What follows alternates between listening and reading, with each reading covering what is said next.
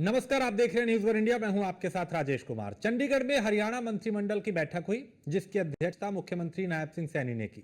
चंडीगढ़ में आयोजित मंत्रिमंडल की बैठक में कई महत्वपूर्ण विषयों पर विचार विमर्श किया गया, जिसकी विस्तार से जानकारी हरियाणा के मुख्यमंत्री नायब सिंह सैनी ने दी। उन्होंने कहा कि सरकार की प्राथमिकता होती है जनता तक सभी सहूलियत और योजनाएं पहुंचे पारदर्शिता के साथ, ताकि कहीं किसी भी तरह की कोई गड़बड़ी ना हो।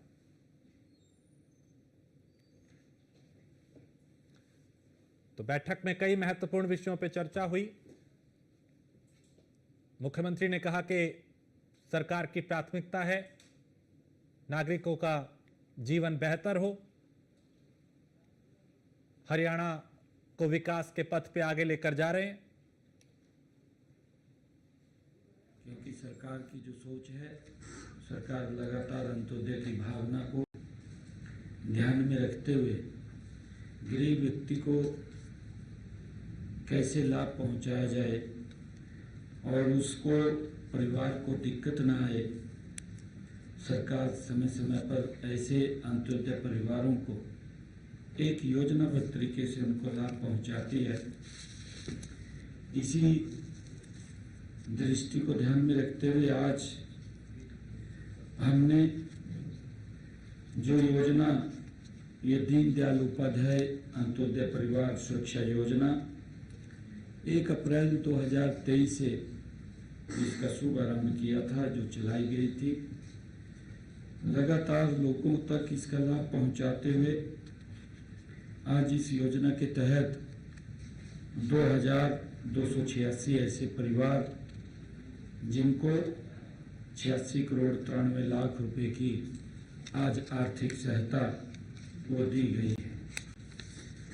ये लाभ क्योंकि परिवार के अंदर कोई प्रिंसिपल जो व्यक्ति है, जो कमाने वाला है, दुर्घटना का शिकार हो जाता है, परिवार के ऊपर एक दुखों का पहाड़ टूट जाता है, सरकार उसके साथ खड़ी होकर के परिवार को पीछे लाभ देने का काम करती है, ताकि परिवार को पीछे दिक्कत या समस्या ना आए। और उसी के निमित्त ही आज ये राशि जारी की गई है। और इस दीनदयाल अंत्योदय परिवार सुरक्षा योजना के तहत हमारे ऐसे लोग जिनकी इनकम 1,80,000 रुपये से कम है, ऐसे परिवारों को इसमें शामिल करके उनको लाभ दिया जाता है। और इसी तरह आज हमने जो मुख्यमंत्री ग्रामीण आवास योजना, पिछले दिनों भी हमने इस योजना के तहत लगभग 4,532 प्लाट आवंटित किए थे। आज दूसरी इसकी जो योजना के तहत लोगों को लाभ देने का विषय है, दूसरे चरण का, हमने 61 ग्राम पंचायतें और 1 महाग्राम, इसके तहत अभी 2,415 जो हमारे पंचायतों के आवेदक हैं, उनके लिए आज ये पोर्टल लॉन्च किया है। आज पोर्टल खोला है।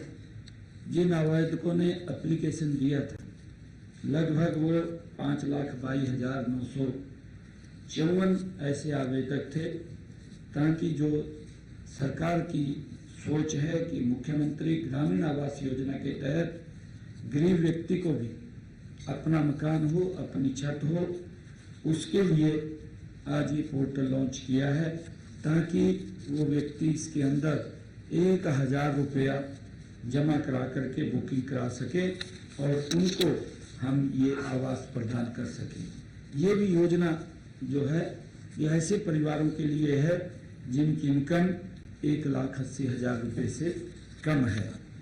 और इसी प्रकार से आज हमें खुशी है कि सामाजिक सुरक्षा पेंशन, इसके तहत पिछले दिनों भी लगभग 41,000 लोगों के खाते में ये पेंशन पहुंचाने का काम किया था।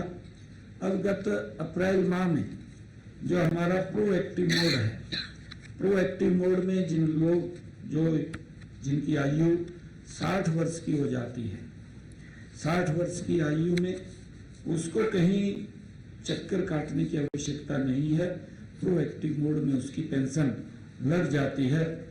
आज ऐसे अप्रैल माह के 24,695 नए लाभार्थी इस सामाजिक सुरक्षा पेंशन में जुड़े हैं, जिनको आज हमने उनके खाते में जो पैसा पहुंचा है, आज उनकी पेंशन लगी है।